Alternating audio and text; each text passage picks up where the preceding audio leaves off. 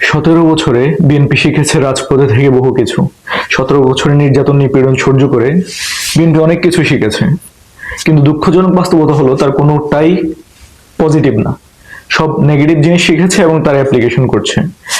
17 বছরে তারা একটা জিনিস খুব ভালোভাবে শিখেছে, যে বিরোধী দল অথবা রাজনৈতিক কোনো দলের নেতৃত্বে বাংলাদেশের কোনো মানুষ এখন আর রাজপথে নামবে না। বিএনপি এটা নিশ্চিত হয়ে গেছে। তারা 17 বছরে শিখতে পেরেছে যে তাদের নেতৃত্বে যখন কোনো দল কোন মানুষ রাস্তায় নামে নাই, বিএনপির নেতৃত্বে যেহেতু মানুষ রাস্তায় নামে নাই, সেহেতু জামাত, এনসিপি বা অন্য যে কোনো স্টাবলিশড রাজনৈতিক দলের পিছনে মানুষ নামবে না। যার ফলে তারা নির্বাচনের পরপরই যা ইচ্ছা তা করার স্বাধীনতা পেয়ে গিয়েছে। তারা বুঝতে পেরেছে এখানে আমাদের দুর্ভাগ্যজনক দুইটা বিষয়। এক, বিএনপি এটা বুঝেছে 17 বছরে।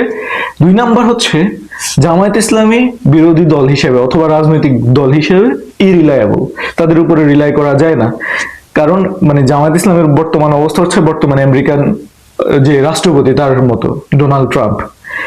সকালে এক কথা, বিকালে এক কথা। সকালে বলেছে যে আমরা জুলাই সনদে স্বাক্ষর করব না, বা আগের দিন বলেছে জুলাই সনদে স্বাক্ষর করব না, পরের দিন বিকালে গিয়ে করে এসেছে।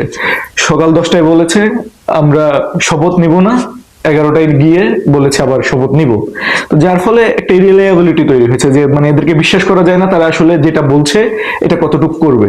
তারা আসলে রাস্তায় আন্দোলনের ডাক দিলে ওইটাতে আবার স্ট্রিক্ট থাকবে নাকি পরে সরে যাবে।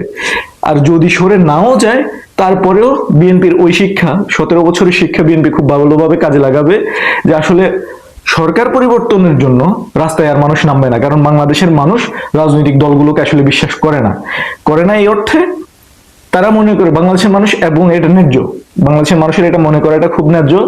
17 বছরে বিএনপির মানুষকে দিনের বেলায় তাদের বুকে বন্দুক ঠেকিয়ে গুলি করে দেওয়ার পরেও মানুষ নামে নাই রাস্তায়।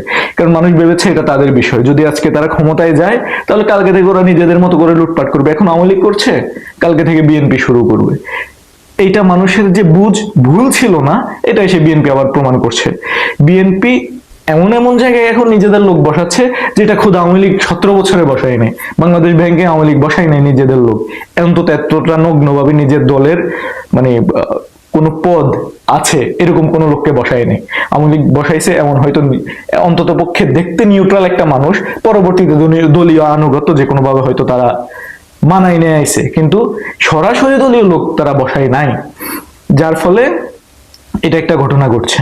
আচ্ছা, দ্বিতীয় কথা হচ্ছে এটা, বিএনপি আরো একটা জিনিস শিখছে, সেটা হচ্ছে একসাথে ওই যে ম্যাকিয়াভেলির বইয়ের উদাহরণ দিয়ে, দা প্রিন্সের উদাহরণ দিয়ে অনেকে যেটা বলে থাকেন যে তোমার শত্রুকে একসাথে শেষ করে দাও, অথবা যে কোনো একটা কাজ বারবার না করে একসাথে করে ফেলো। তো সেটা হচ্ছে একসাথে তারা অনেকগুলো কাজ করে ফেলতেছে। সেটা হচ্ছে তো প্রত্যেক জায়গায় একসাথে দলীয় লোক বসাই দেওয়া। প্রশাসন হিসেবে তারা স্থানীয় নির্বাচন কখন দিবে এটার কোনো ঠিক নাই, যদিও তারা বলছে খুব দ্রুত দিবে, কিন্তু সব জায়গায় তাদের দলীয় লোক বসাই দিচ্ছে। এবং বিভিন্ন ইউনিভার্সিটি গুলোতে একদম নগ্নভাবে তাদের দলীয় লোক দলীয় পদে আছে এমন লোককে বিসি হিসেবে নিয়োগ দিয়ে দিয়েছে, একসাথে অনেকগুলো করে ফেলেছে। যার ফলে মানুষ একটা নিয়ে আলোচনা করতে করতে আরেকটা চলে যাচ্ছে। এটা একটা ভালো দিক, একটা দিক তারা শিখে নিয়েছে এবং অ্যাপ্লাই করে ফেলেছে। আর আরো একটা বিষয় হলো, আমাদের সমাজে কিছু আছে তেলাপোকা টাইপের মানুষ, যারা বিএনপি যে জুলাই সনদ বাস্তবায়ন করছে না অথবা বিএনপি বাস্তবায়ন করবে বলছে, এটার খুব একটা গুরুত্ব থাকে না যখন তারা আসলে গণভোটের রায়কে অস্বীকার করে। জুলাই সনদ বাস্তবায়ন হয়তো বিএনপি করবে, কিন্তু সেটা করতে যাবে এমন একটা অবস্থায় যে তারা গণভোট না মেনে তাদের মতো করে তারা চিন্তা করবে, বা তাদের এই যে 31 দফার যেই বাস্তবায়ন সেটা তারা হয়তো করবে, অথবা জুলাই সনদে বাস্তবায়ন করবে তাদের নোট অফ ডিসেন্ট দিয়ে। নোট অফ ডিসেন্ট দিয়ে তারা করতে পারে, এটা কোনো সমস্যা না, নোট অফ ডিসেন্ট দিয়ে তারা করতে পারতো। কিন্তু তারা যদি গণভোটের যে শপথ এটা নিত, তাহলে যেই ট্রেন এটা ঠিকভাবে চলতো। কিন্তু ওরা শপথ না নিয়ে পুরো জিনিসটাকে নষ্ট করে দিয়েছে। এখন শপথ না নেওয়ার ফলে যেটা হয়েছে যে গণভোট তারা টোটালি মানছে না। জনগণের সরাসরি রায় প্রত্যাখ্যান করে তারা কিছু সংস্কার করলেও এটা কতটুকু কি কাজে দিবে, হ্যাঁ মানুষ মেনে নিবে। এই যে বললাম, মানে যেহেতু বিরোধী দল রিলায়েবল না এবং বিএনপি বহুদিন স্ট্রাগল করে শিখে গেছে যে এগুলোর জন্য আসলে মানুষ মাঠে নামবে না, এবং মানুষকে আরো কিছু জিনিস মানে মূলা ঝুলাই দেওয়া আর কি, যে ভালো খারাপ না, আমি মানে মূলা ঝুলাই দেওয়া খারাপ অর্থেও বলছি না যে এটা করে খারাপ করেছে, ওইটা ভালো করেছে, কিন্তু তাদের নিজেদের বাঁচানোর জন্য নিজেরা মানে মানুষকে ফ্যামিলি কার্ড, কৃষি কার্ড, যদিও এগুলোর অনেক কিছু আগে থেকেই প্রচলিত ছিল, ওই প্রচলনের মধ্যে নতুন একটা প্রচলন ঘটিয়ে খুব দ্রুত মানুষকে থামানো অথবা মানুষকে একটা স্বস্তি দেওয়ার চেষ্টা করে কত দূর এগোতে পারবে সেটা ডিফারেন্ট কোশ্চেন। কিন্তু আমাদের দুর্ভাগ্য যে আমরা ভালো বিরোধী দল পাই নাই, অথবা বিএনপির নামের পাশে যে হচ্ছে আরো একটা জিনিস যোগ হয়ে যাবে, প্রতারণা। মানে আওয়ামী লীগের সাথে যেরকম একটা জিনিস যোগ হয়ে গেছে যে আওয়ামী লীগের ডিএনএতে অগণতন্ত্রহীন মানে গণতন্ত্রহীনতা বা ফ্যাসিজম। 1972 সালে শেখ মুজিবুর রহমান সাহেব নির্বাচিত হয়ে এসেছেন, 1973 সালে এক বছরের মাথায় উনি বাকশাল কায়েম করে ফেলেছেন একদল। শেখ হাসিনা 2বার নির্বাচিত হয়ে এসে তৃতীয়বার ফ্যাসিজম কায়েম করে ফেলেছেন একদল, আর কাউকে নির্বাচন করার সুযোগ দেয় নাই। একইভাবে বিএনপি 1991 সালে ক্ষমতায় এসে পূর্ববর্তী সময়ে মানে 90 সালে যে 3 দলীয় রূপরেখা তৈরি হয়েছে সেটা বাস্তবায়ন করে নাই, এবং ঠিক একইভাবে বিএনপি আবারও 2026 সালে ক্ষমতায় এসে অনেকগুলো রাজনৈতিক দল, প্রায় 30টার উপরে রাজনৈতিক দল বসে যে ঐক্যমত গঠন করা হয়েছে সেই ঐক্যমত বাস্তবায়ন করতে যাচ্ছে না বা ওইখানে থাকছে না। ওই ঐক্যমতে বসেই বিএনপি নিজের উদ্যোগে এই প্রস্তাব দেওয়া হয়েছে যে গণভোট করা হবে, কিন্তু এই গণভোটের রায় বিএনপি এখন আর মেনে নিচ্ছে না। বিএনপি হয়তো কিছু চেঞ্জ আনবে নিজেদের মতো করে, কিছু মানে যেটা দাবি করে বেড়ায় যে সবচাইতে সংস্কার বেশি বিএনপি করেছে, বিএনপি নিজের মতো করে করবে কিছু সংস্কার হয়তো, কিন্তু বড় যেই বিষয়টা সেটা তারা বাদ দিয়ে ফেলছে, জনগণের সরাসরি রায়। এটার ফলে বাংলাদেশের কিছু মানুষের মধ্যে, যারা রাজনৈতিক সচেতন মানুষ, তাদের মধ্যে কিছুটা হতাশা হয়তো তৈরি হচ্ছে, কিন্তু এই হতাশা পরবর্তীতে খুব বাজে ফল দিবে বিএনপির জন্যই আসলে। আর আমাদের সমাজে কিছু তেলাপোকা আছে, তারা হচ্ছে বিএনপি, জামায়াত বা হচ্ছে এনসিপি, যারা রাজনৈতিক দলগুলো আছে তাদের দোষ না দিয়ে ঐক্যমত কমিশনের দোষ দিয়ে দেন যে এই সমস্যা, সব সমস্যা শুরু করেছে ঐক্যমত কমিশন, এবং সব দোষ হচ্ছে বেটা আলী রিয়াজের।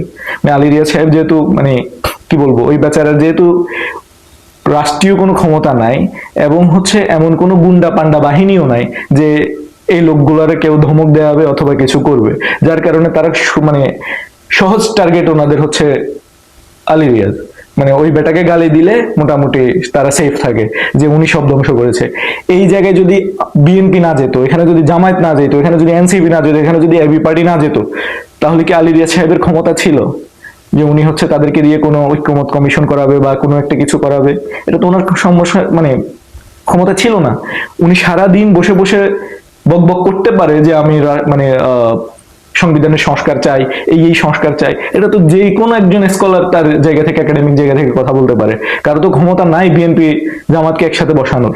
বিএনপি জামাত নিজেদের স্বার্থেই একসাথে বসেছে, বসে আবার নিজেদের স্বার্থেই এখন অঙ্গীকার ভঙ্গ করছে। এখানে আলী রিয়াজ সাহেবের কি দোষ দেওয়ার আছে সেটা আমাদের এই তেলাপোকারা ভালো জানে। তারা হচ্ছে বিএনপি আর জামাতের সমালোচনা করবে না, যেহেতু বিএনপি ক্ষমতায় আর জামাত হচ্ছে বট বাহিনী বা যে কোনো বাহিনী দিয়ে গালাগালি শুরু করাবে, সেহেতু তাদের সমালোচনা করবে না। তারা সমালোচনা করবে হচ্ছে আলী রিয়াজ সাহেবের, যেহেতু তার পক্ষ হয়ে কোনো বট বাহিনীও নামবে না, পুলিশ বাহিনী ওদেরকে পিটাইতে আসবে না। এই কারণে তারা এই সহজ টার্গেটটা বেছে নিয়েছে। মূল কথা হচ্ছে এইটা, বিএনপি যা শিখেছে আমাদের জন্য সেটা খুব খারাপ হয়েছে, এবং ভবিষ্যতের রাজনীতি বিএনপির জন্য কতটা সুখের হবে বা বিএনপিকে মানুষ কতটা বিশ্বাস করবে ভবিষ্যতের জন্য, সেটা একটা বড় প্রশ্ন হয়ে দাঁড়িয়েছে। যারা মোরালি সাপোর্ট করতো বিএনপিকে নির্বাচনের আগেও, যারা বুঝেছে যে জামাত হয়তো ফিলোসফিক্যালি ও গণতান্ত্রিক একটা দল, বিএনপি কিছু ভুল হইলেও বিএনপি ক্ষমতা আসা উচিত, যারা এসে হয়তোবা, যদিও বিএনপি অনেক নেগেটিভ কথাবার্তা নির্বাচনের আগেও বলেছে, মানুষ তারপরে ভেবে নিয়েছে বিএনপি গণতান্ত্রিক দল, তারা এসে কিছু গণতান্ত্রিক সংস্কার করবে, কিন্তু বিএনপি তাদের এই মোরাল সাপোর্টারদের মুখে ঝামা ঘষে দিয়েছে অনেকটা, এটা বলা যায়।